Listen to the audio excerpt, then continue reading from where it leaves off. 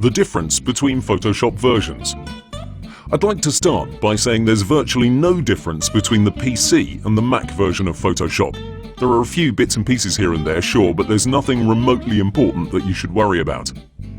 I'm going to use the PC version, and I'll mention the hotkeys for that, but if you're on a Mac, you can simply swap out Control with Command, Alt with Option, and so on, and you'll be okay. It's not a major point, so please don't worry about it. I'll have something attached to this lecture that will show you the hotkey equivalents, so you can read it once and be okay. Regarding Photoshop, you're probably aware there are lots of versions. I'm here to clear it up. First, if you don't have Photoshop and you want to get it, Adobe.com offers you the latest version. At the time of this recording, that's Photoshop CC 2014 2.2, and that's what I'm using.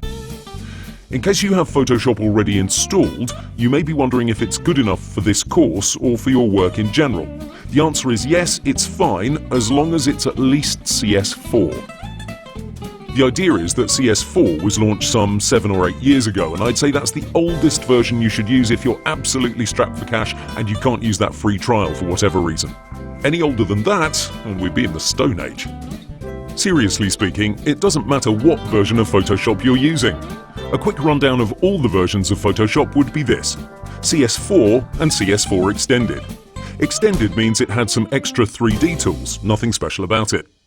CS5 and its extended version, CS 5.1 and its extended version, CS6, which still seems to be the most used version.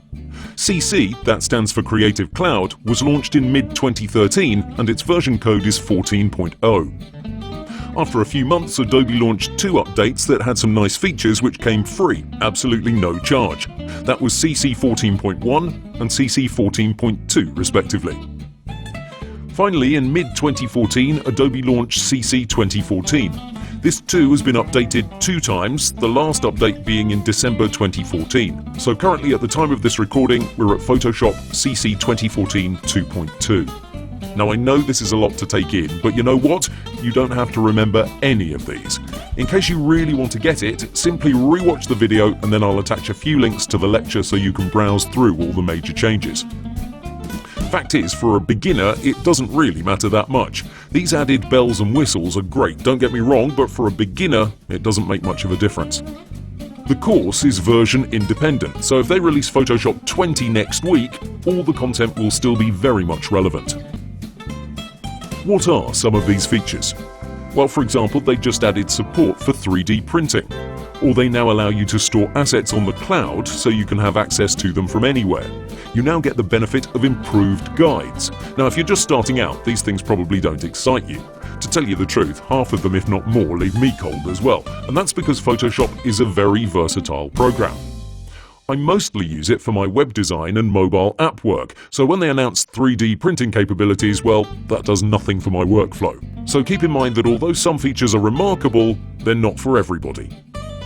So that's what you need to know about Photoshop versions. It doesn't matter what version you use if you have at least CS4. If possible, get the latest one, but if you're using CS6, for example, you're far better off going through this course and then getting the latest version if your budget allows it.